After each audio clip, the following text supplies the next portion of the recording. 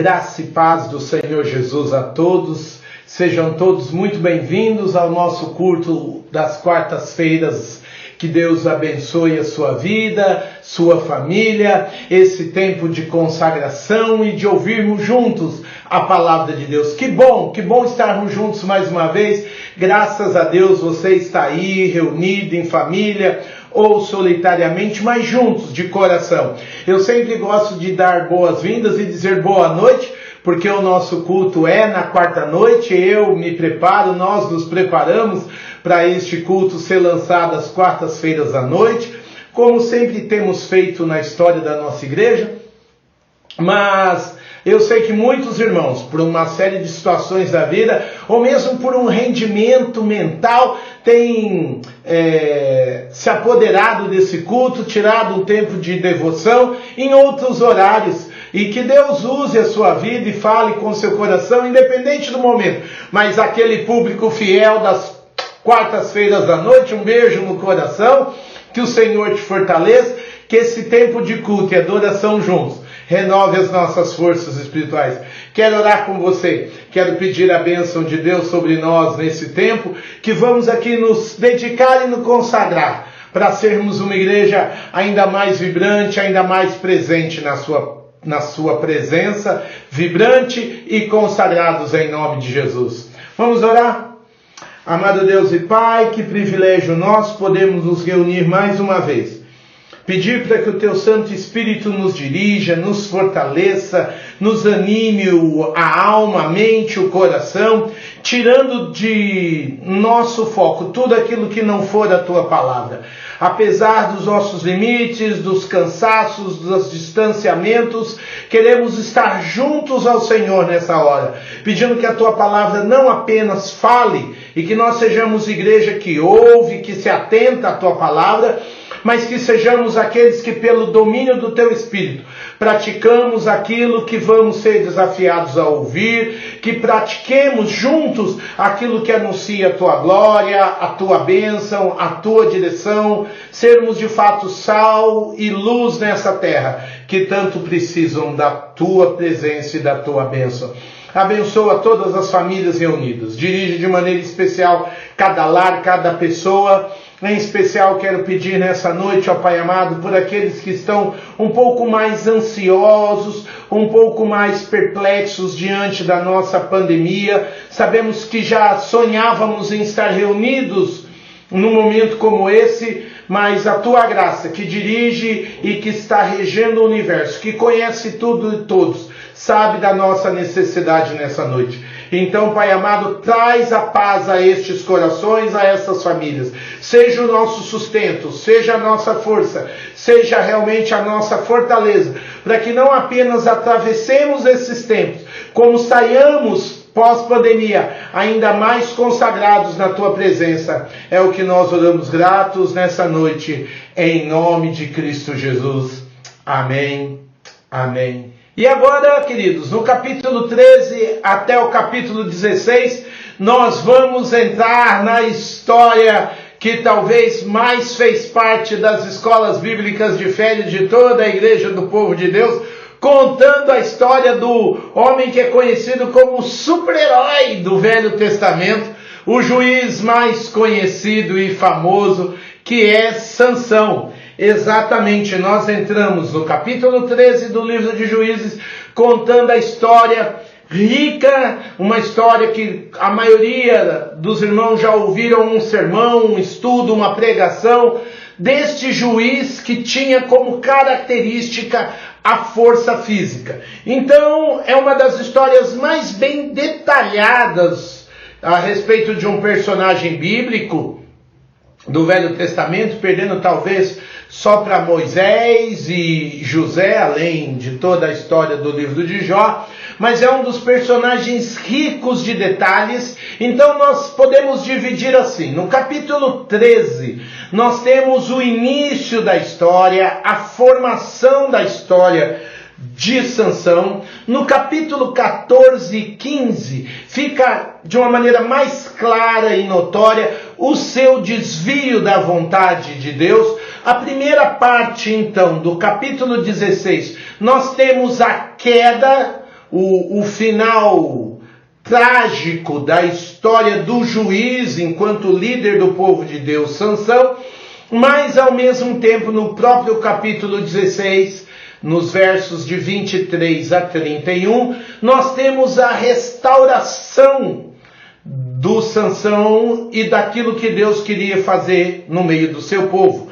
Então veja que interessante, 13 formação, 14, 15 desvio, 16 queda, 16a nos versos de 1 a 22 e depois no final a restauração. Se você já tem acompanhado os nossos estudos, o termo que eu uso, a eucatástrofe, a revirada boa e graciosa da parte de Deus sobre a história do seu povo. Eu digo seu povo, apesar de Sansão estar em foco, estar nos holofotes, porque a história do juiz Sansão, meus irmãos, nós poderíamos dizer que uma daquelas histórias onde tinha tudo para ser um sonho e se transformou num pesadelo. Uma história que a gente poderia começá-la num tom azul, um tom lilás, um tom rosinha, mas essa história vai escurecendo e ganhando contornos bem escuros, bem pesados, bem densos, bem tensos, por causa do desvio da fé e do chamado que Deus tem, não apenas para Sansão, mas para seu povo. Alguns dos estudiosos costumam dizer que a forma como Sansão é visto na história é a forma como Deus estava querendo chamar a atenção do seu povo, ou seja, a maneira como Sansão está tratando a Deus é a maneira como Israel estava de fato tratando a Deus. Sansão não tem nenhuma fala como um dos profetas, mas é como se fosse uma vida profética. A sua vida fala de como o povo está tratando a Deus. Quando há descaso da parte de Sansão, quando há frieza e indiferença, é assim que o povo está tratando a Deus. E a maneira como depois Deus vai tratar Sansão e os inimigos é como nós, como povo de Deus, devemos encarar e tratar o pecado. E queridos, para que a gente então possa entender essa história, eu gosto sempre de deixar uma pergunta para vocês. Eu queria que você ficasse com uma pergunta em mente. Por quê? Por que, de maneira clara, de maneira profunda, nós, enquanto indivíduos, enquanto filhos, enquanto gente até do Novo Testamento, da graça de Jesus, por que a gente, no geral, enquanto povo de Deus, de forma deliberada, de forma espontânea, tanto desobedecemos a Deus? Por que a gente, de maneira consciente, faz aquilo que não devia fazer? Pensa nisso um pouco. Ouça esse estudo, deixando o Espírito Santo apontar no meu e no seu coração. Por que a gente se permite, de uma maneira tão natural, muitas vezes, pecar? Será que o gosto do pecado é tão melhor que o da santidade? Será que nós acabamos pecando porque nós de fato não sabemos obedecer? Ou se sabemos, porque não gostamos de obedecer? É mais fácil pecar do que obedecer? É mais proveitoso, mesmo sabendo que o pecado é ruim, é mais proveitoso pecar do que levar a Deus a sério? Ou ainda seria mais justo dar asas ao pecado do que a santidade e a vontade de Deus? Por que de forma tão deliberada desobedecemos e pecamos diante de Deus? Essa é uma pergunta que fica quando você estuda a história de Sansão. Eu disse que era uma história que tinha tudo para começar bem, e não era exagero, porque lá no capítulo 13, nos versos de 1 a 5, nós vemos um cenário delicado por um lado e maravilhoso por outro. A própria pastora Larissa, pregando no último domingo, Dia das Mães, começou com esse texto quando os pais de Sansão são orientados a criar o seu filho. Olha o que diz o capítulo 13 a partir do verso 1. os israelitas voltaram a fazer o que o Senhor reprova, e por isso o Senhor os entregou nas mãos dos filisteus durante 40 anos. Certo homem de Zorá, chamado Manoá, do clã da tribo de Dan, tinha uma mulher estéril. Certo dia, o anjo do Senhor apareceu a ela e lhe disse: você é estéril, não tem filhos, mas engravidará e dará à luz a um filho. Todavia, tenha cuidado, não beba vinho nem outra bebida fermentada e não coma nada impuro. E não se passará navalha na cabeça do filho que você vai ter, porque o menino será nazireu, consagrado a Deus desde o nascimento. Ele iniciará a libertação de Israel das mãos dos filisteus. Que coisa maravilhosa! Prenúncio de milagre, prenúncio de maravilhas, prenúncio de bênçãos extremas. Porque o texto não diz o nome da mãe de Sansão, diz o nome de seu pai, Manoá. E é interessante que a palavra do anjo chega direto para ela. Com isso, aqueles estudantes mais atentos já começam a enxergar a tipologia de Cristo, como estudamos alguns estudos passados. E é lindo e maravilhoso isso. Porque o texto começa dizendo que os israelitas, verso 1, voltaram a fazer o que era mal diante de Deus. O ciclo de Juízes que vai da sujeira, à severidade, à súplica, ao socorro dado pelo juiz, aquela servidão que precisa ser clamada diante de Deus. Aquele ciclo está na cara que tem tudo para acontecer de novo. Porém, meus irmãos, perceba que coisa interessante. O verso 1 diz que eles fizeram o que era errado diante de Deus. Deus permitiu que um novo grupo, agora os filisteus, não é filhos teus, é filisteus, da Filisteia, da região da Filisteia, gente de fora estivesse oprimindo Israel. Mas veja que coisa interessante, o ciclo não gira. Por que o ciclo não gira? Porque essa parte da súplica aqui, não aparece. O texto sai de um povo oprimido para Deus estar diretamente, por iniciativa dele, levantando um resgate ao povo através do filho que virá de Manoá. Perceba que coisa interessante, meus irmãos. O texto diz que por 40 anos Israel é oprimida pelos filisteus, mas não pede socorro. Por quê? Porque apesar da escravidão, apesar da opressão, apesar das mãos pesadas dos filisteus sobre Israel, Israel infelizmente se acostumou. O povo não clama, não angustia, não pede socorro, porque já acha natural estar ligado aos filisteus. Olha que coisa delicada. O povo, depois de muitas vezes que aquele ciclo girou, agora já se aculturaliza, já acha normal, não apenas a cultura de escravos, como conviver com os filisteus. Nós vamos ver um outro detalhe desse mais para frente. A cabeça do povo de Deus já se enturmou e se acostumou não apenas à servidão, mas o texto está denunciando que eles já estão se acostumando à idolatria. Eles já acham normal se parecer com outros povos. Eles já acham natural ser tratado como um e pelos filisteus. Por isso é interessante que no verso de número 5, os irmãos vão perceber que hoje eu vou citar versículos e nem sempre eu vou ler, porque tem muito texto. Mas lá no verso 5, o texto é muito claro, dizendo que Sansão iniciará a libertação de Israel das mãos dos filisteus. Ele vai dar apenas o início. Ele vai começar a obra.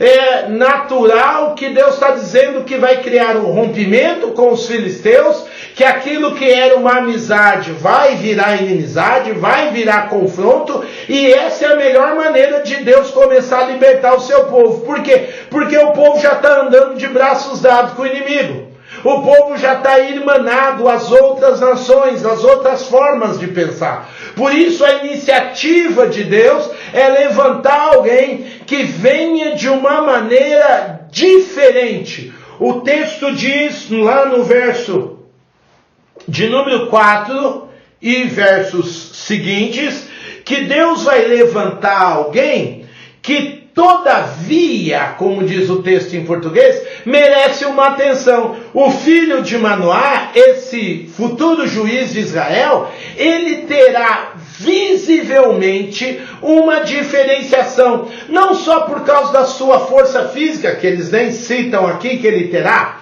mas porque ele será nazireu de Deus. Lá no livro de Números, capítulo 6, dos versos 1 a 21, você vai ver que o texto bíblico diz que há no meio do povo de Deus alguns homens que são consagrados de uma maneira tão séria e tão profunda, que até mesmo os seus cabelos iriam denunciar que eles estavam vivendo na e para a presença do Senhor. O voto de nazireado, mais do que um voto de gente que não pode beber vinho, que não pode comer uva passa, que não pode ir num funeral. É muito delicado você perceber esse texto de Números dizer que nem que se os pais morressem ele podia tocar. Se ele viesse a tocar em alguém que estava morto, porque isso era um símbolo de impureza, é descrito ali todo o ritual de consagração que o nazireu devia ter. Porque a ideia é essa mesma.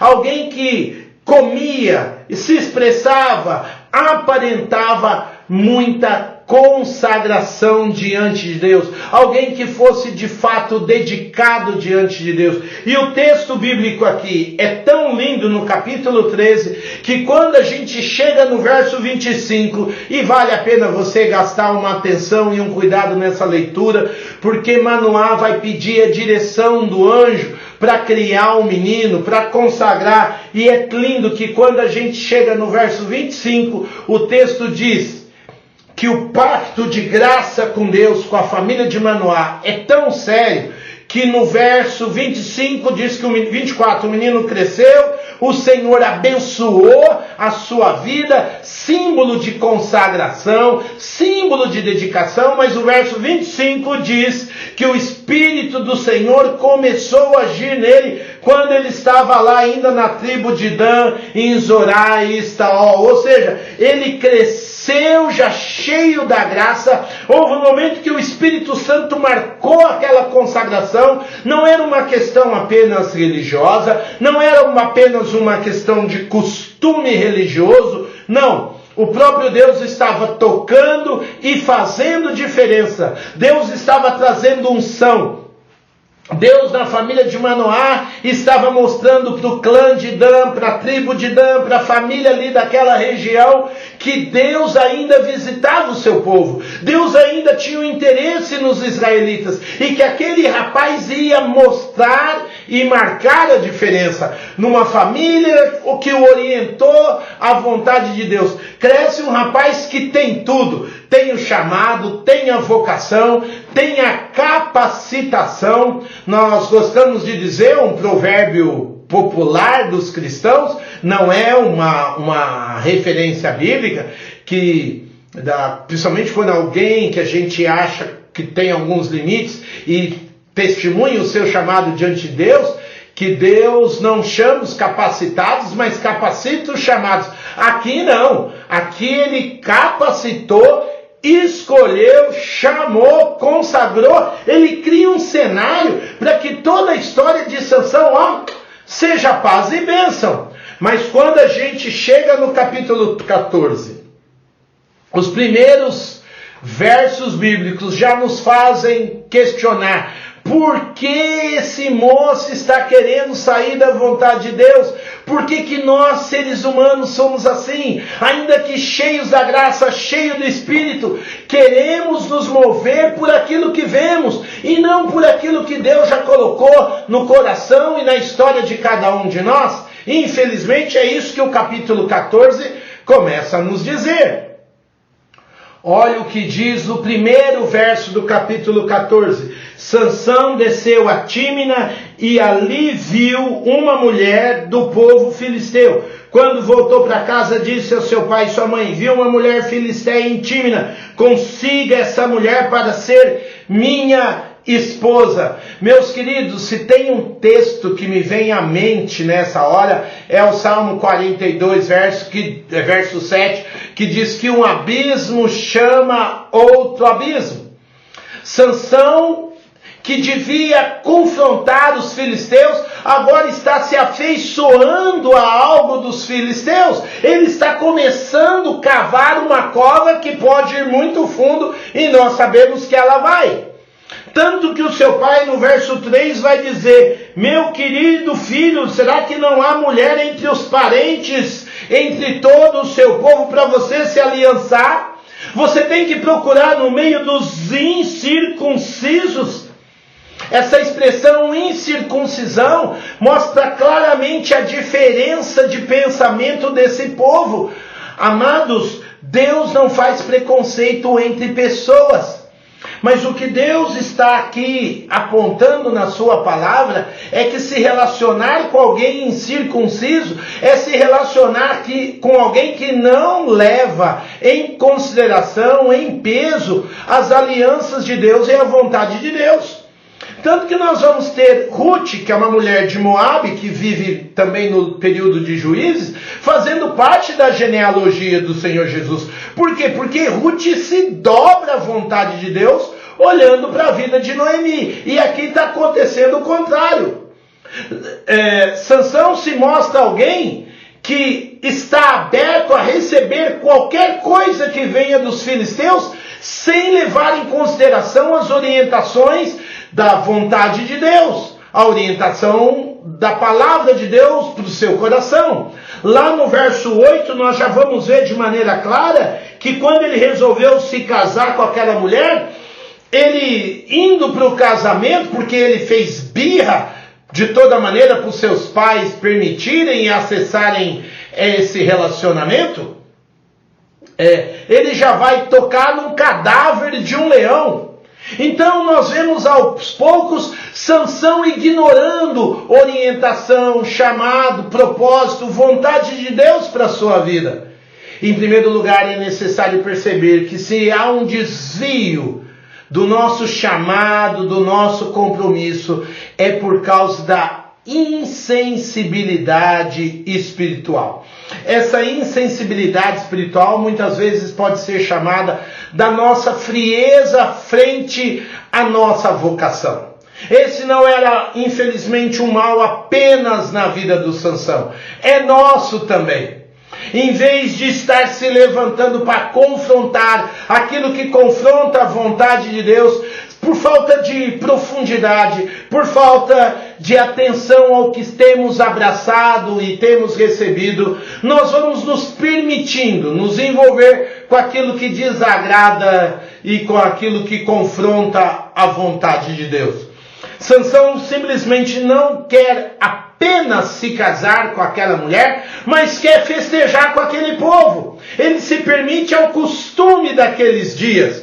Isso traz uma confusão delicada, isso traz uma confusão pesada, porque por causa de um enigma que Sansão lança, os amigos daquela mulher a seduzem. E é muito interessante porque nós sabemos que isso depois acontecerá com Dalila. Seduzem aquela mulher para ganhar de Sansão a resposta. E de novo ele toca em coisas mortas, mata animais para se vingar da família da moça.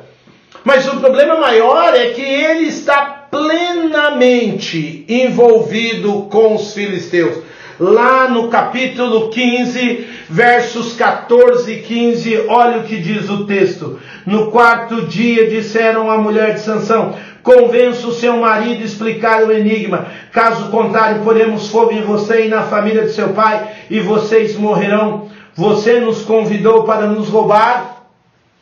Perceba que a coisa pega fogo dentro da casa de Sansão. Sansão, quando ouve e sabe dessa história, quer se vingar da mulher, quer se vingar dos convidados. Ele não está tão preocupado nesse momento de frieza espiritual com as grandezas de Deus, com a vontade de Deus. Quando a gente chegar no capítulo 16, por exemplo, no verso 1, mesmo antes de conhecer Dalila, diz o texto que Sansão está dormindo com uma prostituta. Ele está numa casa que não é dele, ele está simplesmente focado nos seus prazeres de luxúria, de sexualidade, de se sentir poderoso, de se sentir bem. E a vontade de Deus? E o chamado de Deus? E o propósito de Deus em sua vida? Isso deixa para um outro momento, infelizmente.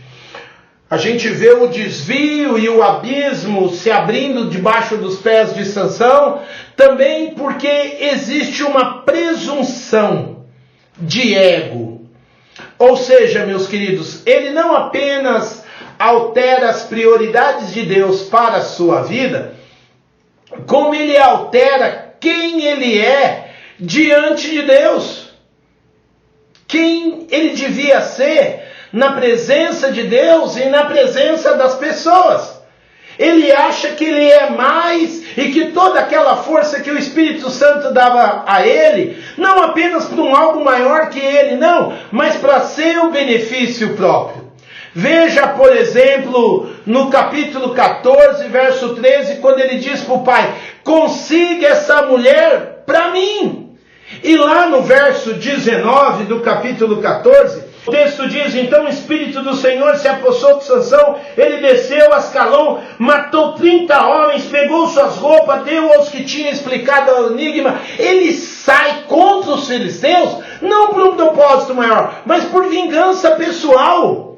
A gente percebe a inconsistência dos seus pensamentos. Ele larga a mulher, ele se divorcia daquela mulher, aquela mulher é dada para um dos seus, digamos assim, padrinhos de casamento, mas no capítulo 15, verso 1, ele volta para estar com aquela mulher, ele quer ali visitá-la como se fosse sua esposa. Ele fica cheio do poder e da energia, não para combater os filisteus, mas por causa do seu orgulho ferido, por causa das suas questões mal resolvidas. Sansão é um meninão mal resolvido, e pior, ele acha que ele é um meninão valoroso para as coisas dele. Meus queridos, infelizmente, nós precisamos estudar o livro de Juízes para que a igreja do Senhor Jesus, nos tempos de hoje, não corra o mesmo risco de achar que ela é mais do que o seu chamado diante de Deus ou na sua sociedade. Nós não somos dessa terra, mas estamos nessa terra para ser não apenas sal, não apenas luz, mas sermos servos daqueles que precisam ter os seus pés lavados. Não podemos ser igreja que se revolta ou briga simplesmente quando nos interessa ou porque o nosso ego está ferido. Sansão se vinga dos filisteus por causa de si e não por causa de algo que Deus queria. A gente não está acostumado, vamos ser sinceros, com vermos Deus usar pessoas tão instáveis, tão inconstantes, tão impuras como Sansão é, não é verdade? Nós sempre gostamos de contar história de servos que fugiam do mal, que se abstinham do pecado, que se desviavam da luxúria. E aí você pode questionar, por que Deus está usando um homem assim? Porque esse é o coração do povo. Essa vida de pensar mais em si do que na vontade de Deus, não é uma coisa só de Sansão, é do coração do povo daqueles dias passados, e pode ser que o erro se repita nos dias presentes. Ou seja, Deus está mostrando e revelando a maldade e a inconstância de Sansão para mostrar como o seu povo muitas vezes faz a mesmíssima coisa. Sansão, em vez de usar a sua força para algo maior nas mãos de Deus, não, Deus até permite ele começar a criar uma rixa e um mal-estar com os filisteus, para que depois esse mal-estar com os filisteus se torne uma coisa que leve a nação a acordar da sua sonolência, da sua omissão. Deus deixa aquelas picuinhas de Sansão, que o texto do capítulo 14 e 15 narra com muito detalhe, parece uma dessas revistas de fofoca, né? Larga a volta, parece uma revista Caras da Vida. Por quê? Porque isso vai trazendo uma sensibilidade que a frieza espiritual apagou. Então Deus vai usando essas revoltas para ver se isso desperta no coração dos leitores daquele dia, de quem ia ler Juízes, nosso e do povo que via Sansão, uma fúria contra os filisteus. Porque essa inconstância, quando a gente chega no capítulo 15, também no verso 1, é muito interessante, que diz: algum tempo depois, na época da colheita do trigo, na época das coisas boas, da fartura, Sansão foi visitar a sua mulher e levou-lhe um cabrito. Vou ao quarto da minha mulher, mas o pai dela não quis deixá-la entrar. Por quê? Porque Sansão tinha sumido, achava que nem era mais marido. E você vai ver que isso trouxe uma confusão lascada para a história deles, para a família. Sansão vai começando a conflitar ainda mais com os filisteus, mas muito mais por uma presunção de ego do que necessariamente ser a vontade de Deus. Essa presunção de Sansão denuncia o quanto ele pensava: eu posso, eu consigo, eu sou fortão, eu faço e aconteço. Ele no foco, por causa da sua insensibilidade espiritual, ele vai parar no lugar que não lhe é devido com o seu próprio chamado. E esse desvio então o leva a uma queda. Esses desvios, essa inconstância, essa presunção, essa insensibilidade o leva a um abismo, um buraco mais profundo. Agora, quando nós chegamos a partir do capítulo 15, nós não temos ali o grande erro de Sansão. Nós não temos no capítulo 15 a falha de Sansão. Não, as falhas vieram se acumulando. O capítulo 16, falei 15, perdão. O capítulo 16 em diante, nós falamos que vemos ali a queda, porque é como se fosse a gota d'água de um copo que já está, meus queridos, tremendamente cheio. O capítulo 16 começa dizendo: certa vez Sansão foi a Gaza e viu ali uma prostituta, passou a noite com ela. A questão não é nem mesmo, eu vou ser ousado, do texto denunciar a luxúria, a carnalidade, a prostituição, que é um termo que está muito vinculado à idolatria no livro de Juízes. Mas é o fato dele ir a Gaza. Gaza é a capital do povo filisteu. Esse foi a Gaza da ideia de alguém que está passeando em praça, de alguém que não está desenvolvendo o seu chamado, a sua vocação, mas de alguém que está ali à toa. De alguém que abriu mão de estar dirigindo, orientando, renovando o seu povo, para estar na terra do inimigo fazendo o quê? É um monte de crente que no dia de culto está onde? Fazendo o quê? É um monte de crente que trabalha, ganha dinheiro durante a semana, vai ao cinema durante a semana, vai no clube no sábado, e no domingo, em vez de ir servir e buscar a Deus junto com o povo de Deus, fala: mas hoje eu estou cansado, não dá para eu ir na igreja, preciso descansar. Sansão ir a Gaza mostra o quanto ele é alguém extremamente fragilizado na sua disciplina espiritual. Tanto, meus queridos, que se meu pai fosse um pregador, se o velho Oswaldão estivesse aqui, ele diria que o Sansão é um boca aberta. Por quê? Porque lá no capítulo 14, verso 15, a gente viu como uma filisteia já tinha aliciado Sansão com uma conversa para que ele dissesse o segredo do enigma, o desafio que ele tinha feito aos filisteus. Ele conta, dali a pouco os caras têm a resposta de uma maneira fácil, ele até não quer acreditar. que aquilo tinha acontecido, que tinha sido uma verdade. Mas agora nós vemos no capítulo 16 a mesma coisa acontecer. A Dalila é alvo da sedução do seu povo para que eles possam dobrar Sansão. E Sansão se envolve com uma prostituta e dali a pouco ele já está envolvido com a Dalila. É interessante o coração dele, como é um coração dividido, um coração que cabe dois senhores. Um homem que se apaixona fácil, de um coração leviano, leve. Por quê? Porque não tem filtro nenhum. Porque não tem critério nenhum. Nós só vemos o grande herói na derrocada, meus queridos. Porque ele mesmo se permite, infelizmente, a não ter um coração disciplinado, nem mesmo para as coisas do seu próprio chamado.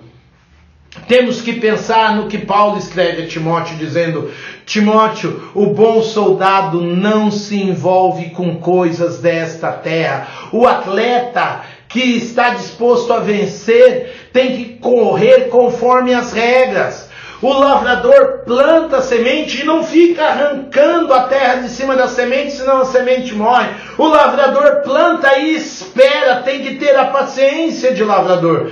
Paciência de lavrador, fidelidade do atleta para não ter um doping, não correr conforme fora das regras. Deve ter a disciplina do soldado. Infelizmente, nós como povo de Deus precisamos começar a ler a derrocada do grande herói Sansão no capítulo 16 como alguém que foi negligente consigo mesmo, com o seu próprio chamado. Eu me lembro no começo da minha conversão, eu tendo a clareza do meu chamado pastoral, já me preparando para ir para o seminário, e quantos convites, por causa do que eu era envolvido politicamente na época, não me surgiram para que eu deixasse o seminário depois de ocupar alguns cargos e concorrer até politicamente. Logo no meu começo de fé, quando já dentro do ministério, já casado, me formando em psicologia, recebo então um outro convite para ir fazer algo totalmente fora da minha vocação pastoral, dentro da vocação psicanalítica. Não era algo que eu prioriamente tinha cobiçado, mas era uma proposta muito boa, de um estudo fora, de um tempo fora, e eu tinha clareza de quanto eu precisava investir naquele tempo, no meu casamento, na minha igreja, no meu chamado. E Sansão, diferente disso, qualquer chamado conquista, como diriam os antigos, qualquer rabo de saia, qualquer sedução leve se apaixona.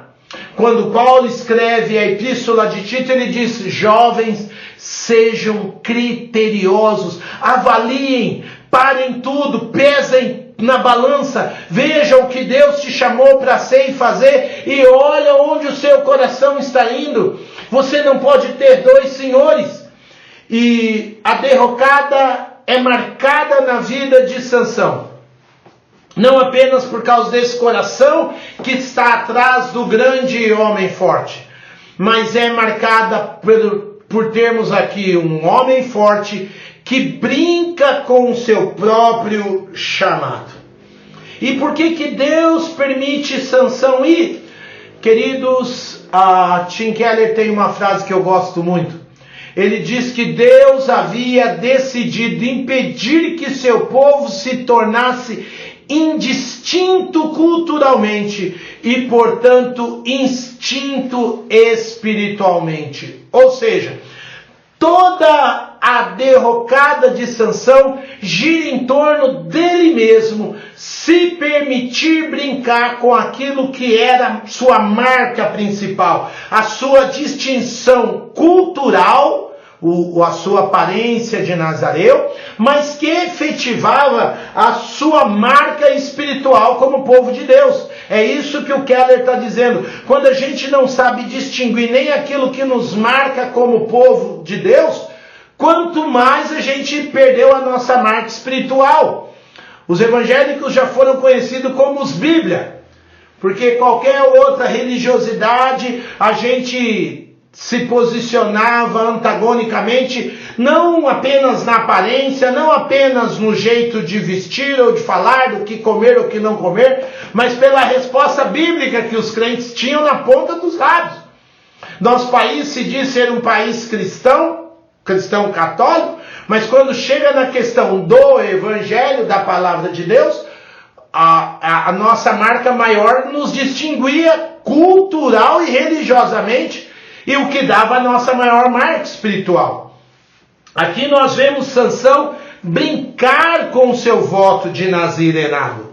Ou seja, ele brinca com a sua maior marca espiritual. Ou seja, meus queridos, ele se vê acostumado àquilo que era sagrado. Ele se dá o direito de se acostumar e pensar que a sua fé é simplesmente um costume.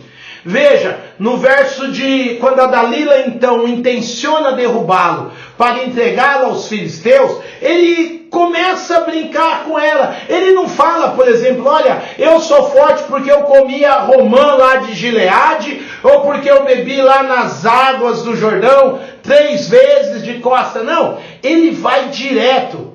Lá no verso de número 11, verso número 7, ele fala para ela, olha, tem que amarrar os meus cabelos, que eram longos, com amarras de couro. Aí depois, no verso 11, ele fala, olha, tem que amarrar meus cabelos com corda nova, com corda nunca usada. Lá no verso 13 ele diz, olha, tem que amarrar meus cabelos e prender com uma laçadeira. Ou seja, ele vai abrindo de pouquinho em pouquinho o seu coração, o seu princípio. Ele não fala quem é Deus, ele não fala o que Deus fez na história do seu povo, ele não confronta e nem se dá o discernimento de cada vez que ele abria o segredo, que era um segredo falso, ele era ainda mais atacado. E aquilo que ele falava acontecia contra ele. E lá no verso 17, depois, não de Dalila, dele mesmo brincar com a sua marca, com a sua distinção, ele entrega o ouro para o bandido. Ele fala no verso 17, olha, nunca passou navalha na minha cabeça. Sabe, meus irmãos, a nossa queda começa quando a gente aos poucos não conta mais a história de Deus, quando aos poucos a gente não conta mais aquilo que Deus fez no nosso chamado, na nossa história. Eu acabei de contar 2 situações minhas a vocês, exatamente para que eu não me esqueça do que Deus vem fazendo na minha história e me fortalecendo. Nós não podemos deixar de ser o povo que carrega a palavra, não apenas debaixo do braço, mas no coração e nos lábios. Um povo que confessa a sua verdade em Cristo Jesus. O Sansão, ao contrário disso, foi brincando, foi se permitindo, até que a sua derrocada final acontece. Vale a pena uma segunda pergunta hoje à noite, porque quando eu olho lá no capítulo 16, versos 19 e 20, a pergunta que me vem é a seguinte: o texto diz que, fazendo Dalila dormir no seu colo, ela chamou um homem para cortar as 7 tranças do cabelo dele e assim começou a subjugá-lo. Algumas versões ainda vão dizer que ele começou a se enfraquecer. Perdão, verso 19. E a sua força o deixou. Então ela chamou Sansão, os filisteus o estão atacando. Ele acordou do sono e pensou, sairei antes, cheio de si, presunçoso, e me livrarei. Mas não sabia que o Senhor o tinha deixado. Verso 19, última frase, a sua força o deixou. Verso 20, última frase, o Senhor o tinha deixado. Imagina a cena, ele dormindo, tranquilo, cheio de si, no colo da sua amante, achando que está tudo bem, dono da situação. Quando ele acorda e acha que vai pegar os seus inimigos que tocaram nele, que estão entrando na sua casa, imagine a cena patética, ele parando ali na frente deles e os homens pulando nele, ele tentando sair, bum, nada. É subjugado, é vencido. Eu queria perguntar, o verso 19 diz que começaram a subjugá-lo quando o homem começou a cortar as tranças, a sua força o deixou. O verso 20 diz que ele não sabia que o Senhor o tinha deixado. Cabe a você a pergunta, qual era o segredo de Sansão? Qual era realmente o segredo da força de Sansão? Porque às vezes eu gosto de perguntar isso, porque alguns crentes vão dizer, é o cabelo, era o voto que ele tinha. Queridos, o grande segredo da força de Sansão era a presença dele na sua vida. Era a presença desse Deus amoroso, cuidadoso. Toda vez que Sansão saiu livre, essa libertação foi o cuidado de Deus. Toda vez que Sansão venceu uma batalha, foi o cuidado de Deus vencendo através de Sansão. Sansão é só um troféu da graça e da misericórdia para o povo não se esquecer de Deus. O problema é que o próprio Sansão se esquece de Deus. Ele não percebe que o Espírito não estava mais movendo. E ele vai para a luta. E ele vai para o embate. E ele vai tentar lutar. E diz que os filisteus o prenderam, furaram seus olhos e o levaram para o lugar de onde ele não saía, para onde ele passeava, em Gaza. O lugar onde outrora era o seu alívio, o seu descanso, sua luxúria, agora é o lugar da sua condenação. Infelizmente, meus queridos, não há festa, não há alegria, não há prazer sem a presença de Deus. Com a presença de Deus você pode ir em todo lugar e você encontra a festa. Você pode ir ao terreno do seu adversário, pisar ali para fazer a vontade de Deus e haverá motivo de glorificar e de celebrar Deus. Agora, quando falta a presença de Deus, quando falta a unção de Deus sobre nós, meus queridos, até aquele lugar que outrora era de festa se torna um lugar de condenação e de dor. Infelizmente, Sansão aprendeu essa lição da forma mais pesada e difícil. Quero convidar você a ter uma vida, primeiro, a não brincar com os seus votos, a não brincar com o seu chamado, a não brincar com aquilo que é a base da sua existência. Como disse Davi, o Senhor é a nossa fortaleza, é aquele lugar onde a gente se supre, é a beira da nossa cama onde a gente chora, onde a gente clama, onde a gente expressa as nossas dúvidas, mas é ali onde a gente abre a palavra e Deus fala, e Deus renova e Deus inspira. Quando a gente esquece essa beirada, esse cantinho, vocês agora estão conhecendo um dos cantinhos da minha vida, onde eu clamo, onde eu peço, às vezes de madrugada, onde a minha mente já não é mais capaz de criar, de sonhar, onde o coração está em luta, e aqui vem aquele sopro de graça, e a gente se revigora, e a gente se renova, e a gente tem força para lutar com quem precisa,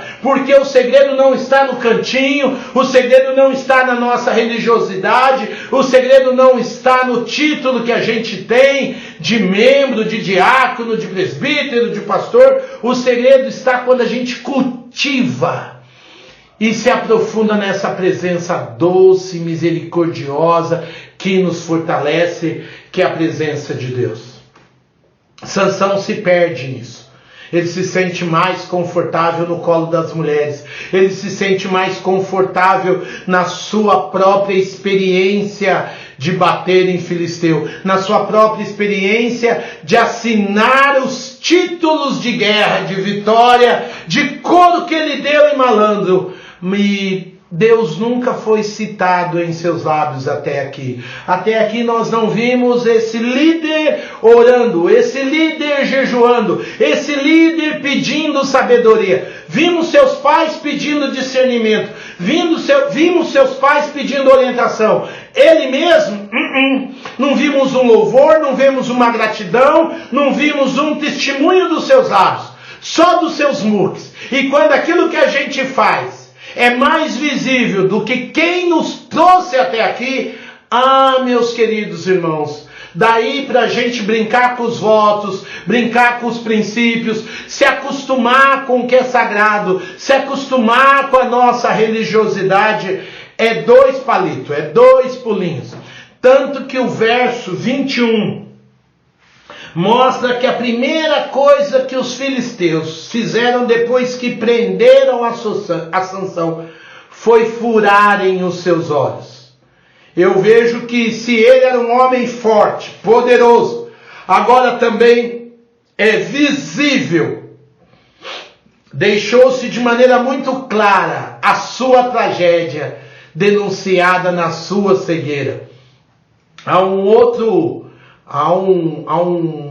paralelo que muitos estudiosos fazem da história de Édipo Rei, conhecida pelos gregos, contada pelos gregos, porque é uma história de tragédia. E em comum com o texto bíblico é que as tragédias denunciam a cegueira do nosso pecado. Sansão outrora era forte, mas cego na sua maldade, na sua insensibilidade, na sua luxúria. Tão cego que agora a sua cegueira se tornou visível a todas as pessoas. Sai de lá de dentro e vem para fora. E agora nós temos um homem que não consegue mais se guiar pelo seu próprio coração. Agora nós vemos um homem que não consegue mais expressar força, grandeza, beleza, porque agora ele é refém e condenado pelo seu próprio pecado. A história vai indo de maneira muito triste, muito triste. Ler esse texto aqui não é um negócio suave, porque nós vemos Sansão sendo transformado num animal de carga. O verso de número 21 ainda diz que puseram ele para girar moinho na prisão. Moinho para fazer farinha. Coisa que era requerido dos animais de carga que viravam lá. Você não era forte, você não é poderoso, você está mais bem alimentado que os outros presos. Então gira aí o moinho. De herói nacional, de homem profetizado, a grande herói ungido, a um animal de carga. Olha o nível da tragédia. Olha o que a confusão emocional, sem critério, arrogante do grande Sansão aonde o levou. Mas como o tema deste livro é confusão e a grande confusão que Sansão aprontou para ele mesmo, só foi restaurado, meus queridos, por causa da graça, da vida e da misericórdia de Deus. E é misericórdia de Deus porque se o texto acaba de dizer que ele é usado para girar a pedra de moinho, o verso de número 22 diz: mas logo o cabelo da sua cabeça começou a crescer de novo. Ou seja, entramos na parte da restauração. E uma restauração, desculpe-me aqui usar essa expressão, natural entre aspas. Porque Deus não abandona seus filhos mesmo quando eles erram. Ele tira a sua presença para que esses filhos sejam disciplinados, acordem, se arrependam, mas a iniciativa, mais uma vez no livro de Juízes, assim como a gente já estudou, Apocalipse e viu também, que quem vem falar à igreja é o próprio Jesus. Aqui nós vemos que, por mais natural que seja num jovem, né? Não é o meu caso, num jovem o cabelo nascer depois de ter sido raspado, o verso de número 22 é um símbolo de que seja natural a misericórdia e a graça de Deus para aqueles que se quebrantam, para aqueles que se arrependem, para aqueles que passam pela disciplina do Senhor a partir das suas próprias falhas e limitações. Sansão não é, aos olhos de Deus, de maneira alguma, simplesmente um objeto descartável. E eu quero direcionar essa palavra a você, você que já foi usado nas mãos de Deus poderosamente, você que já foi um vaso do Senhor na igreja, você que já dirigiu departamentos, ministérios, você que já se sentiu usado por Deus. de maneira tão tremenda, tão maravilhosa, e que por muitas vezes, por muitas voltas da vida, você se afastou do caminho, se afastou de Deus, se afastou do Evangelho, se afastou da igreja. O Espírito Santo está colocando isso no meu coração e eu tenho que passar a você. Você não é um objeto descartável. Você não é um filtro de coador de café que Deus usou e jogou fora. Você ainda é alvo do amor, da graça, da bondade. Há um Pai que te ama, há um Pai que quer te restaurar. Talvez você esteja saindo da disciplina e sentindo saudade das coisas santas. Talvez você já viu o tamanho da cegueira, onde o teu erro te levou, onde a tua maldade te derrubou, mas você está com um desejo santo de se levantar. Deixa eu te dizer, esse desejo vem do papai. Antes de você ter esse desejo, ele quer te levantar, ele quer te erguer, ele quer te restaurar. É bom você se lembrar disso. As misericórdias do Senhor se renovam a cada manhã, assim como os cabelos de um jovem voltam a crescer. A próxima cena é uma cena delicada, porque os inimigos de Sansão, os filisteus, querem pisá-lo, querem humilhá-lo, querem usá-lo como um sacrifício ao seu Deus pagão.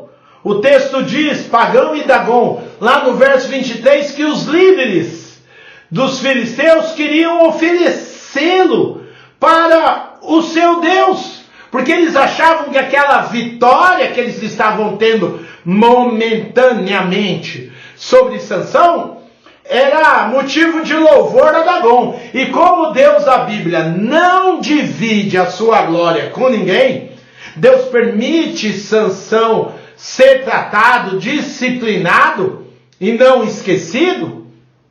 Deus não quer que Sansão agora seja motivo de louvor de um falso Deus, que uma entidade leve a glória pelo que Deus estava trabalhando e fazendo no coração do seu povo.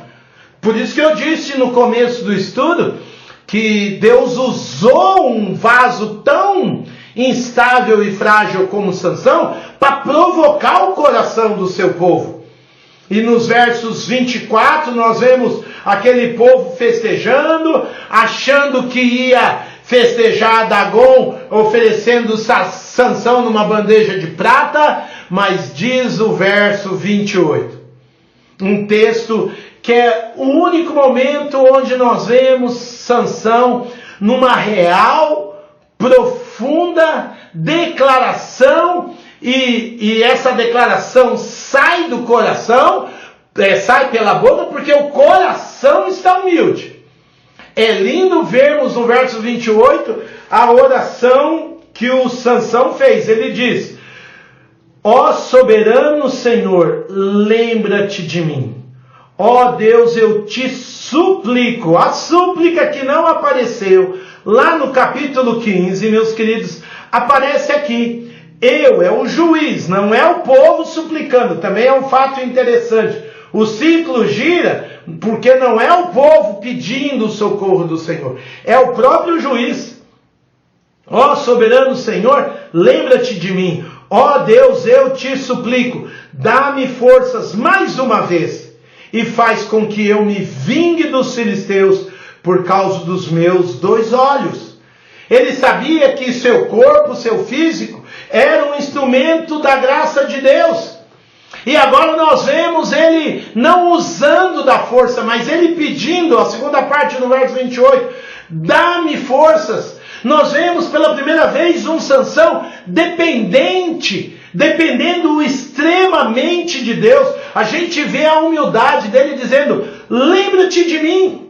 Quem sou eu? O senhor já deve até ter esquecido, porque eu não sou a última bolacha do pacote, eu não sou o primeiro da fila, eu sou um vaso pequeno, quebrado, porque verdadeiramente tu és soberano. Ah, meus queridos, como essa verdade não pode apagar do coração de nenhum de nós. Ó soberano Senhor. E é a consagração de vida de Sansão é tão clara no altar de Deus, que ele vai dizer lá no verso 28, e faz com que eu me vingue por causa dos meus 2 olhos. E aí no 29 ele diz, que eu morra com os filisteus.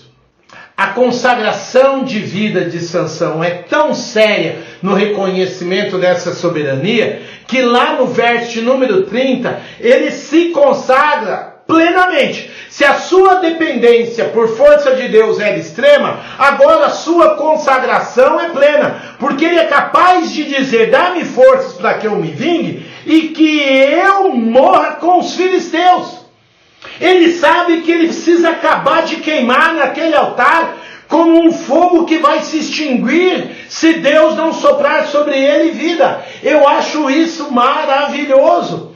Ele não quer forças para depois sair vivendo no braço de outras mulheres, ou para restaurar o casamento com uma filha do povo de Deus, ou para fazer filhos que herdem a sua herança, o seu legado pessoal, não. Isso era tão radical naquele tempo, essa coisa do legado, como nós vimos até na história do Jefté, que ele está abrindo mão de qualquer futuro e de qualquer legado. Ele está dizendo, é necessário que eu morra, para que a sua vontade se estabeleça na minha vida.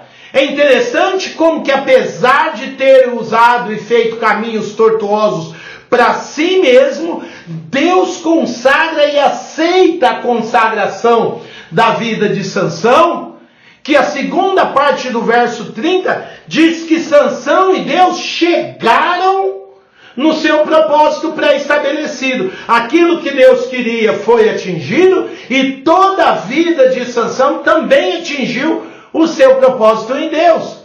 A segunda parte do verso 30 diz, assim na sua morte, Sansão matou mais homens, ou mais filisteus, do que em toda a sua vida. Ele para nas colunas do templo, empurra, mata homens, mulheres, crianças que ali estavam para um falso louvor a um falso Deus, e ali a sua consagração faz com que a sua vida cumpra um propósito maior. Se a sua dependência tinha se tornado extrema, se a sua consagração tinha se tornado plena diante de Deus, agora o propósito da sua vida está plenamente cumprido. Olha que coisa que a história de Sansão nos ensina. Só podemos cumprir plenamente os propósitos de Deus na nossa vida quando a nossa consagração também assim o busca, por causa da nossa extrema dependência de Deus. Eu espero em Cristo Jesus, meus queridos, que todo o fato de você se dedicar ao estudo do livro de Juízes, no meio de uma pandemia de proporções épicas que entrou para a história da humanidade, eu e você, como filhos e filhas de Deus, chegamos nesse ponto. E se existe algo que a gente tem que dar uma polida, uma lustrada, fazer brilhar no nosso coração e na nossa mente ao estudar a palavra, é que a nossa dependência de Deus, vivendo no meio de gente que tem os corações mais cheios de luxúria, independente de outros líderes que caíram da presença de Deus, de outros homens e mulheres que se desviaram, de um monte de coisa que a nossa cultura, inclusive cristã, tem aceitado nos últimos tempos como normal, sendo que isso não é normal na presença de Deus, é que acima de tudo isso, a nossa dependência de Deus precisa ser extrema, acompanhada de uma consagração plena, para que venhamos a cumprir plenamente o propósito de Deus nas nossas vidas. Dependência extrema, consagração plena, propósitos 100% cumpridos. Sansão é esse vaso estranho para nós hoje, mas que Deus o restaura, ouve a sua oração, cumpre o desejo maior do seu coração. Tanto que Sansão vai entrar também na galeria dos heróis da fé. Lá no livro de Hebreus, Novo Testamento, capítulo 11, nos versos de 32 a 34, você tem a referência de alguns juízes, Gideão, Jefté e Sansão. E entre tantas qualidades e virtudes desses juízes, eu acho que se tem uma expressão que cabe para essa cena de restauração, é que Hebreus diz que esses heróis da fé, da fraqueza, tiraram forças. Sansão agora não é mais aquele homem empoderado. Ele é um homem careca, os cabelos ainda estão crescendo. É um homem sem a plenitude do espírito, é um vaso plenamente de barro, visível, cego, sem direção. Pediu para alguém talvez ali o encostar nas colunas. Mas é da fraqueza que ele aprendeu a tirar forças.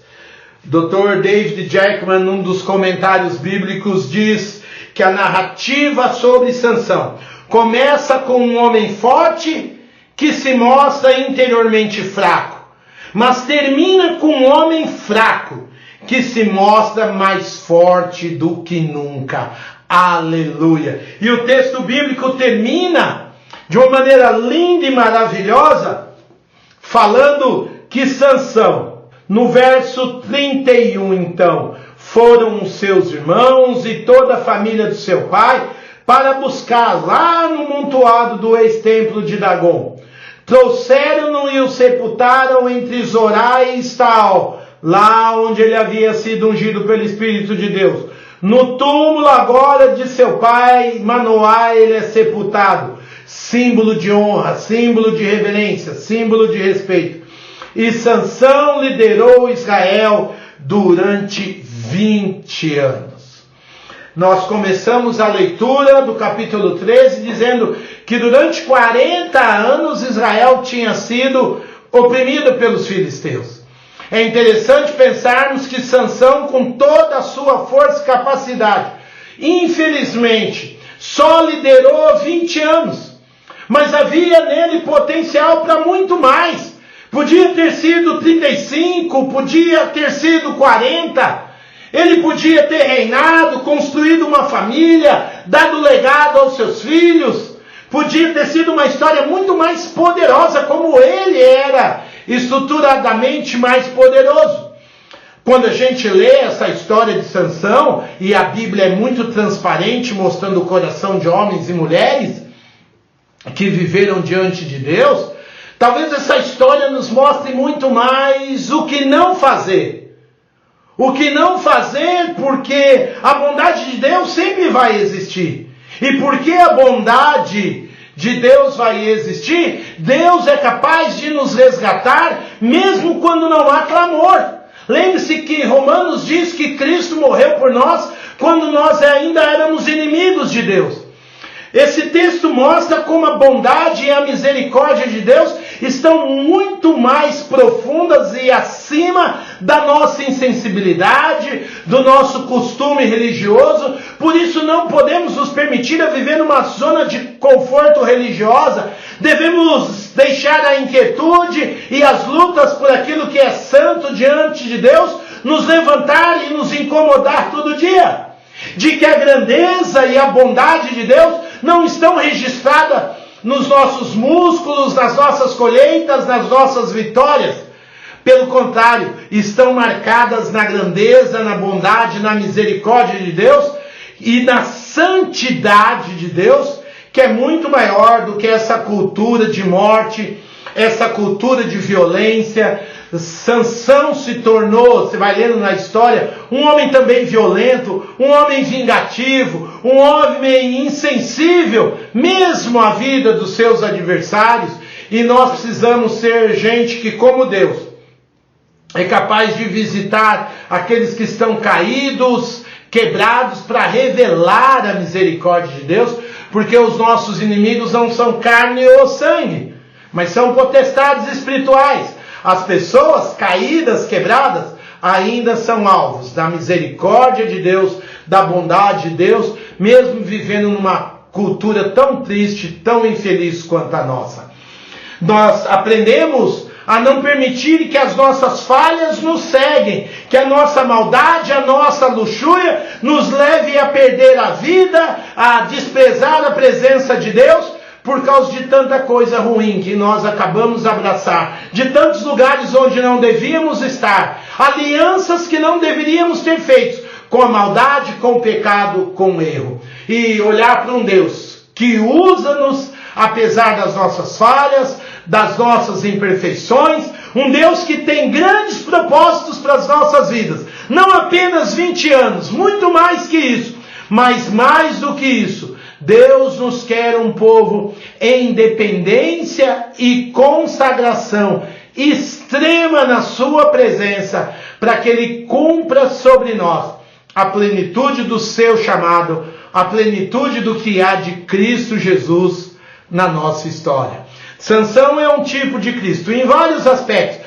Trabalhou sozinho, morreu para que a vida fosse estabelecida. Sansão imperfeitamente, Jesus perfeitamente.